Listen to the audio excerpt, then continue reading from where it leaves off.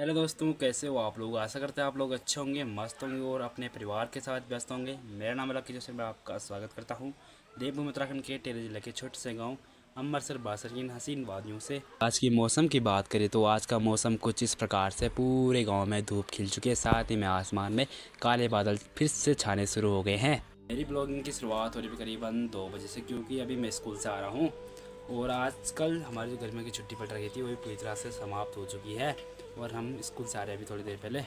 आज गांव में इतनी तेज़ धूप हो रखी है कि हमारे जितने भी कपड़े धोने के लिए रखे हुए थे वो सारे छत पे धूप में सुखाने के लिए रखे हुए हैं। तो आप लोग देख रहे हैं ये स्वेटर, इस पर पहाड़ की गसियारी पशुओं के लिए घास लेके आती है। गांव में गर्मी बढ़ती जा रही भाई। इससे पहले साल उतनी गर्मी नहीं हुई, लेकिन इस साल बहुत ज़्यादा गर्मी हो रही है। इतनी गर्मी तो मैंने आज तक कभी देखी नहीं भाई, बहुत ज़्यादा गर्मी हो रही है। जैसे स्कूल से घर आ रहे पूरा शरीर पसीने पसीने से हो रखा है। और चलो आज इस विषय में चर्चा करते हैं। अक्सर आप लोगों ने उत्तराखंड की प्रसिद्ध घसियारी रैजा देवी के नाम तो सुना ही होगा। जी हाँ, वही जिन्होंने 2016 में चांदी का मुकुट अपने नाम किया था। चलो आपको मिलाते हैं आज, जो कि उत्तराखंड के टिहरी जिले के छोटे से गांव अमृतसर बासर की रहने वाली है। जी हाँ, वही रैजा देवी घसियारी, जो कि मेरी माँ है। मुझे गर्व है अपनी माँ पर कि आज मैं अपने यूट्यूब चैनल के माध्यम से आज आपको अपनी माँ को दिखा पा रहा हूँ। इतनी देर की आपकी मुलाकात कराते हैं मेरी माँ से। तो उससे पहले दिन ही मैंने अपनी माँ से एक वादा किया था, अगर आपने इस घसियारी प्रतियोगिता में आप जीत गए तो आप मुझे 100 रुपये देंगे। ये मुझे आज भी याद है। तो चलो मिलाते हैं बिना किसी देरी किए हुए। तो चलो आज आपकी मुलाकात कराते हैं उत्तराखंड की प्रसिद्ध घसियारी रैजा देवी से। जी हाँ, यही रैजा देवी, जो कि मेरी माँ है। मुझे गर्व है अपनी माँ पर कि आज मैं अपने यूट्यूब चैनल के माध्यम से आपकी मुलाकात अपनी माँ से और अपने पापा से करा रहा हूँ। तो सबसे पहले मैं अपने पापा जी से पूछना चाहूँगा कि जब आप उधर गए थे तो क्या क्या हुआ था। तो पापा जी आप बताइए क्या क्या हुआ था। सबसे पहले बेटा तो ये हुआ कि घसियारी प्रतियोगिता का फॉर्म आया 2016 में। तो हमारा ज्येष्ठ पुत्र प्रवेश भी आया। उसने बोला कि मम्मी ये फॉर्म आ रखा है घास काटने का, उसमें 1 लाख का चेक मिलेगा।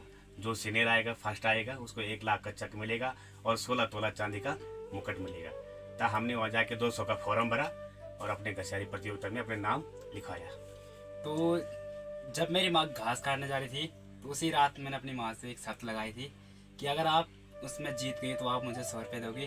तो ये वचन आप मेरी माँ के मुंह से सुन लो, है ना माँ। सच कह रहे हैं।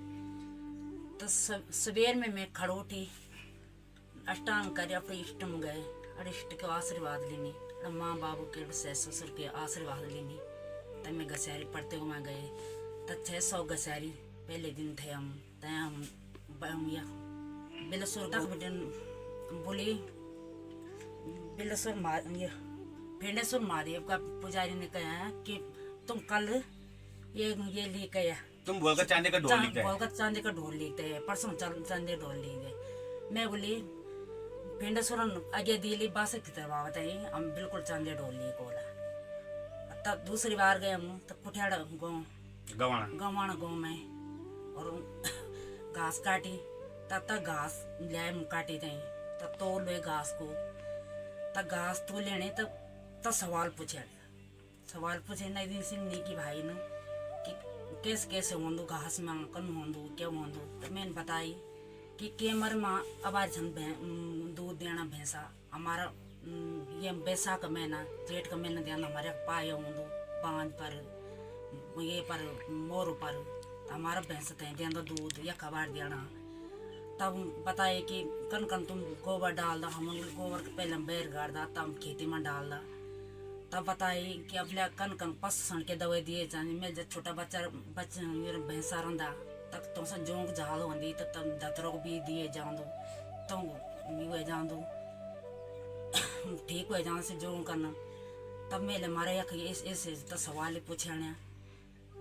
धन्यवाद। तो चलो आज आपको दिखाते हैं, जो कि मेरी माँ ने 16 तोले का चांदी का मुकुट जीता था, तो उसको भी आपको दिखाएंगे। चांदी का मुकुट भी अभी मेरे निशानी रखी है कि बाद में मेरे नाती पोता आएगा, बहू आएगा तो देखेगा कि मैं उस दिन जीती था। एक घास मोट माँ भगवान चित्रपाल की कृपा हुई, बालेश्वर महादेव की। बस धन्यवाद।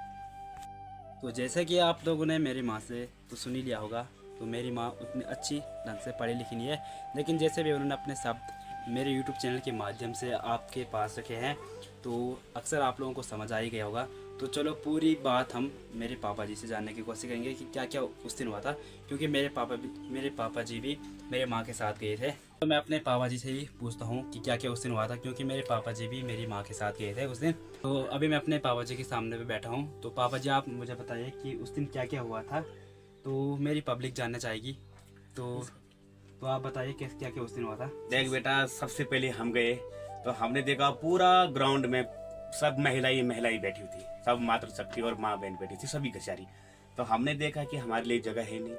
तो सबसे बड़े क्या होते हैं, माता पिता और गुरु देवता।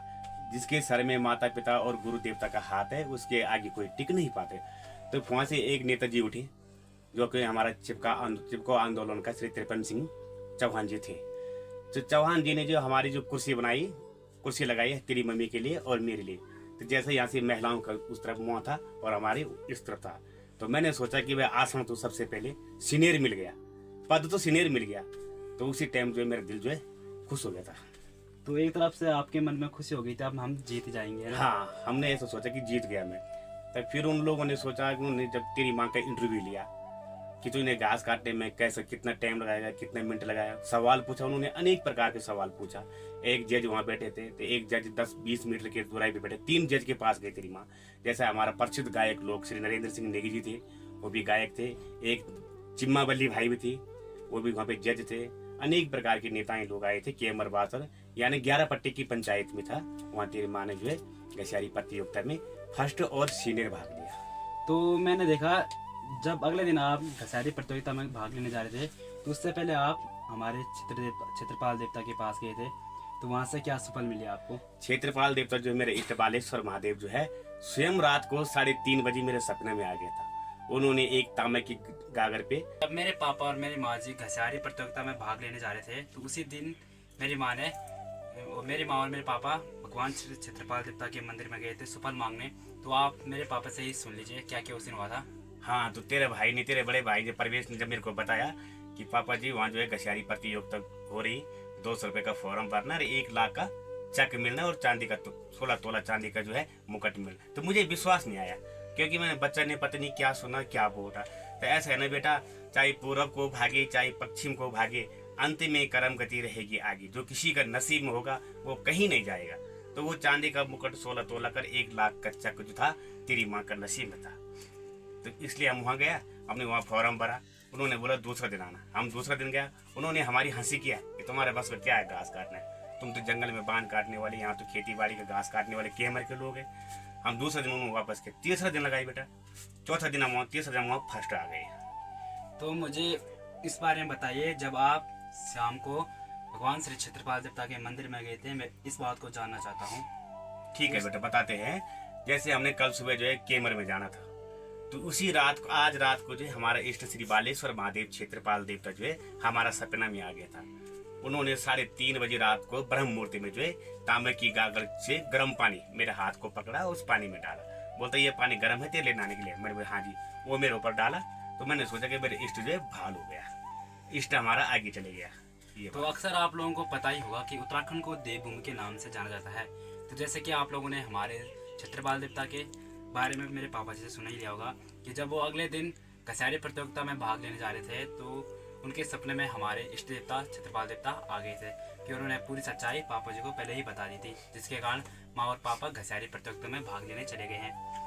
तो उसी दिन से जो है बेटा मैं अपने इष्ट बालेश्वर महादेव और अपने एक से बड़े बुजुर्गों को क्या करता हूँ, इज्जत करता हूँ।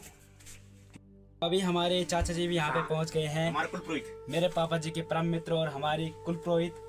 देखो, तो हमारे चाचा जी मेरे पापा के परम मित्र हैं, जो कि अक्सर हमारे घर में आते रहते हैं अपने दोस्त को मिलने। तो कैसा लगता है आपको? जैसे कि आप लोगों ने उस दिन की पूरी कहानी मेरे पापा जी और मेरी माँ के मुँह से तो सुन ही लिया होगा। तो वो उतने अच्छे तो नहीं बोल रहे थे, लेकिन जो भी था अच्छा था। अभी मैं भी उतना अच्छा नहीं बोल पाता हूँ यूट्यूब पर, क्योंकि मुझे इतना जानकारी नहीं है।